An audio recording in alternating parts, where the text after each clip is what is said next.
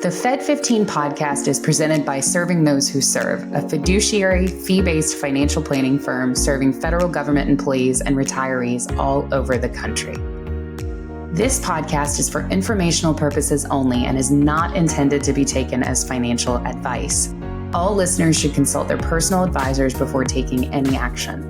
The opinions expressed by our hosts are their own and do not reflect the views, policies, or position of either Raymond James or Serving Those Who Serve.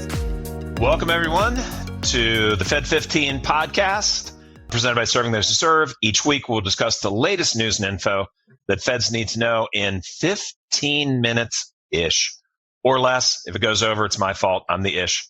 So whether you're a seasoned career federal employee or just starting out in your career, Fed15 has you covered. So grab your coffee, energy drink, green juice, whatever, kick back, unless you're driving, and we will tell you what you need to know but might have missed. We are your host, Dan Sipe, and I'm joined by the inimitable Katelyn Murray. Hello, hello. Every time you give that intro where we say we cover everything in 15 minutes or less, I always think of Star Wars and like the Kessel Run.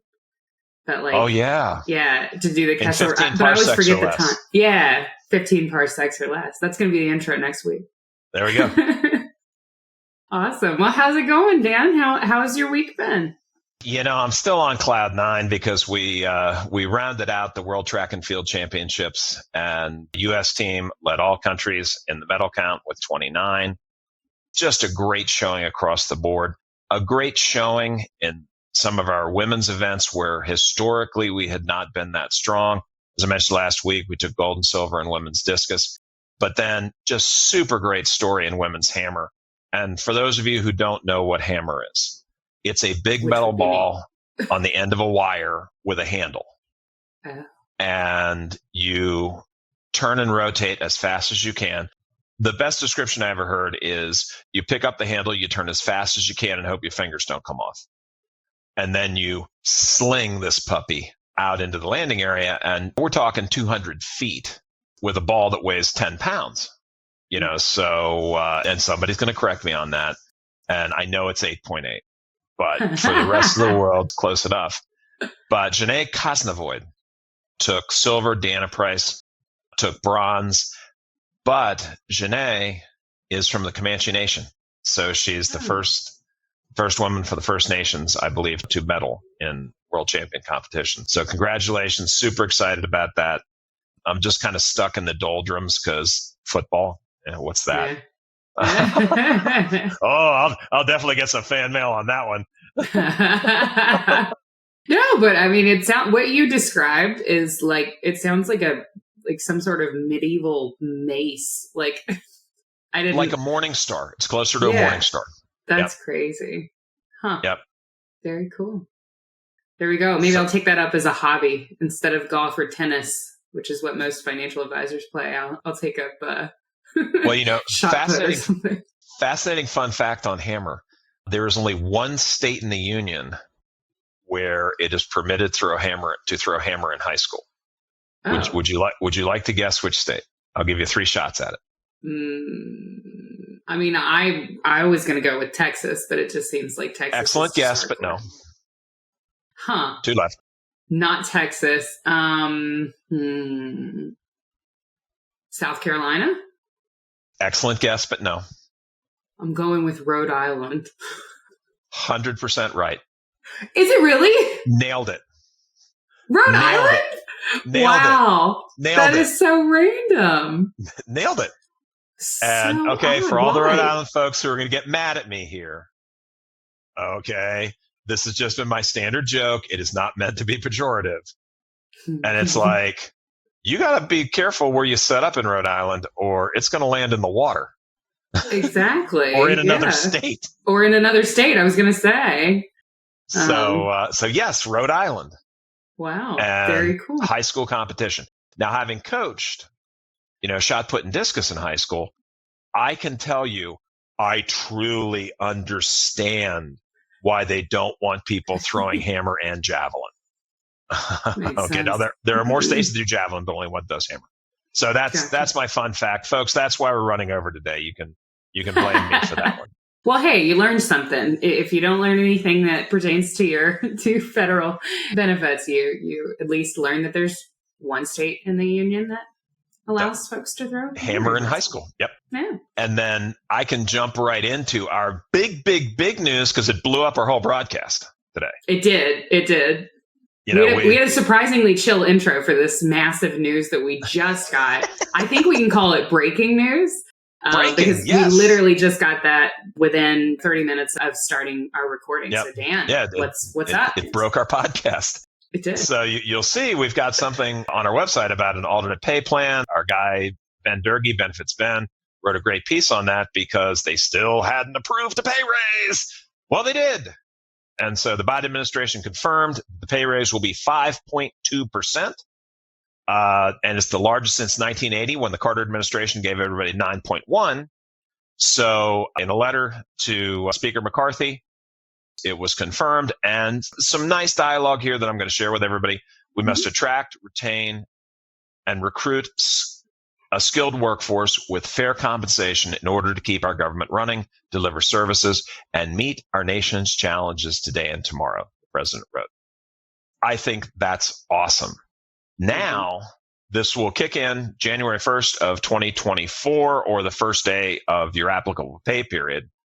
It's slightly less than our friend Jerry Connolly was hoping to get along with Brian Schatz, which was 8.7. But Representative Connolly said, not what I wanted, but great news, and said that it's still the highest since Carter, and it's taking care of the nation's greatest asset, our dedicated, patriotic federal employees. Yeah. So agreed. Just loving that. Totally. Yeah. And I mean, typically when we see those, the first number that gets tossed out, I mean, Dan, you can speak to this as well as I can, but normally when the pay raise talk starts and we get our first estimates, we're looking at kind of like cutting that number in half to be conservative. Sometimes, But, 5.2 is huge. It's massive. And yeah, I think it's going to go a long way towards helping our feds. This would be the time to start talking about increasing your TSP contribution if you're not maxing out. Remember, you can put in $22,500. And if you are over 50, you can put in an additional, you can put in up to $30,000. So make sure that you are maxing your TSP. And if it's been a while since you checked it, the limit does increase, and it does not automatically, their contribution doesn't automatically increase unless you opted in for that. So make sure that you're checking on your contributions. The best time I always tell people to increase your retirement savings is when you get a raise, because you don't feel it as much. It doesn't take as big of a bite. You don't even kind of notice. So definitely check on that. If you're already maxing your TSP, other places we can look to put that. Roth IRAs are always something to look into. Not necessarily the best option for everybody, because it does depend on your income level, what the rest of your taxes look like, what your spouse is bringing in, all of that. So, and if you're confused and don't know where to start with us. Reach out to us. Absolutely. We're happy to have a conversation about it. And I'm going to point, I think we're able to drop a link in there. So you point down, I'll point up, and it'll be somewhere. Yeah, so we're bound to have it. It's somewhere in here. Yes. Okay. Yeah. Final factoid, Katelyn, the NTEU, National Treasury Employees Union, came out and endorsed the president's increase. And here's something that I've known for a long time. It's the first time I've seen the specifics. Did you know, Katelyn, that frontline federal employees earn 24.09% less than people in similar private sector jobs, according to the Federal Salary Council? Okay. Yeah. Not good, guys. Not good. Got to get that up. We have the best federal workforce on the planet, my opinion, and they should be taken care of as such. So that's my soapboxy moment. Awesome. Yeah. Now you have some updates for us. I do. On COLAs and TSP amounts and things like that. So tell us. Indeed. So we talked about pay raise for folks who are still in service. For folks who have retired, we're kind of keeping a close kind of finger on the pulse for COLA projections for 2024. Inflation is continuing to slow. What we're seeing, the latest estimates from the Senior Citizen League around the COLA projection is around maybe 3%, unless we see some crazy spike in inflation in September, which is somewhat unlikely, could happen, but unlikely. We're thinking maybe 2 to 3% would be a reasonable kind of estimate to look for COLA. So if we are seeing 3%, then we're like, obviously your COLA, if CSRS and Social Security's COLA is 3%, first, remember you have the adjustment. So you're looking at a 2% increase. So we will keep an eye on that and obviously update you as things develop. For 2024, looking at TSP contributions, remember I mentioned a minute ago that they do increase periodically over time. Important because as inflation increases, we also need to increase the amount of money that people can put away for their retirement savings as inflation kind of eats away, at purchasing power. So the limit has increased about 15.4% over the last 2 years. I thought that was an interesting statistic, Dan. I know we had Sure. a couple bumps up, but kind of interesting to see that it was a whole 15%. We are kind of thinking that we may see another slight bump up in 2024, maybe thinking around $500. So instead of $22,500 being your regular contribution limit annually, you would be looking at $23,000. I say that about 100 times a day, 22,500. So I would really love to say an even 23K. So I am in support. Your catch-up limit is probably going to stay the same, just kind of guesstimating. It'll probably stay the same at around 7,500, which is the current limit. And again, catch-up is only for those folks who are over 50 years old. Now, Secure Act 2.0, really interesting kind of clause there. I think we've mentioned it on the podcast before.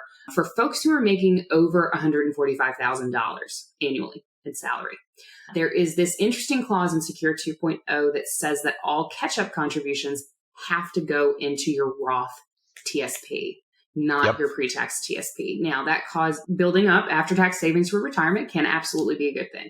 Mm-hmm. One drawback is that a benefit of contributing the catch-up contributions to the pre-tax option means you get a little bit of a tax break in the current tax year. That money kind of comes off your taxable income for the year. What's interesting is that Secure Act 2.0 is kind of blanket legislation, so it covers federal retirement plans, so TSP, but it also covers private sector 401ks and other types of retirement plans. So what's interesting is that some of those, although your TSP has a Roth contribution bucket, some private 401ks do not. So it creates this conundrum if you're a private employee of, well, I can contribute an extra $7,500 to my plan. But if I don't have the Roth option in my plan, where do I contribute it? And that wasn't really something that was kind of worked out in advance. So there has been a recent update that they are kind of putting, I believe, a 2-year delay on that rule going into effect so that they can kind of figure out, okay, we thought this was a great idea, but now we have to kind of figure out how it works across the board. So that one, we can wait a while before we need to worry about your catch-up contributions going into the Roth option. Obviously, we will update you as we know more. Lastly, the last little bit of news that we have, IT professionals at the NSA are going to be getting a raise. So IT professionals who are under the Defense Civilian Intelligent Pay System will be getting a pay raise, could be as high as 35% for some. This includes the NSA. So this was approved by the Pentagon. It is similar to the raise that 2210 employees got at the VA, although that one was approved by OPM, not Pentagon. OPM has approved this pay raise for all executive agencies so far, or they've approved the pay raise for all executive agencies. But so far, the VA is the only such agency to actually implement. So Gotcha. should be kind of exciting for those at the NSA. I know we have a couple folks who will be very excited to hear that. We got a few. Yeah. Awesome. Allegedly. Yeah. Allegedly. Yeah, we can't talk about it. We can't confirm. We can neither confirm nor deny. As far as we know. Yeah. To the best of our knowledge. Yeah. So lots of pay raise talk going on, lots of COLA estimate talk going on. I feel like this was a very pay raise heavy episode, but I know our feds are always hungry for information on the latest news for those pay raise, and I certainly can't blame them. And rightly so. So I think that covers it. It does. I believe it does. That's all the time we have, folks. But we will be back to bring you the latest updates you need to know to make informed decisions for your career and financial well-being as a Fed. Absolutely. And be sure to subscribe to our podcast if you haven't already. You've got two options. You can subscribe on YouTube if you like to see our gorgeous faces. And you can also subscribe on Spotify if you're more of a put your earbuds in and kind of go about your day listener. But make sure that you do check us out, Fed15 podcast, Fed Life podcast, on both of those platforms. We're there. And do remember to share with your friends and colleagues. It is totally free and one of the best things that you can do to help us spread the news far and wide. 100%. And for more information on the topics covered in today's show and more, check out our blog at blog.scwserve.com. Subscribe to the newsletter, the weekly serving. Then it just comes right into your box and you don't miss anything. Katelyn, you want to tell about our upcoming webinars? We do. We've got a couple coming up that I think will be particularly interesting. I know we talked about some TSP stuff today. We have a full-fledged TSP planning webinar on September 20th. That's going to be from 11 a.m. to 2 p.m. And then coming up on September 26th, again from 11 a.m. to 2 p.m., we've got a webinar on a topic that isn't folks' favorite topic, but it is really, really important. It's estate planning. And estate planning is important for everyone, but particularly Feds have some interesting intricacies that we want to kind of get into with regard to estate planning. So I encourage you guys, if you haven't done estate planning or if it's been a while since you updated your estate planning, please do join us for that. It's not the most fun topic, but it is a really important one for you and your family. So we want to make sure you get that good information. Great idea. Folks, thanks for listening to Fed15. I'm Dan Sipe. And I am Katelyn Murray. And we will see you next week. See you next week, guys. Take care.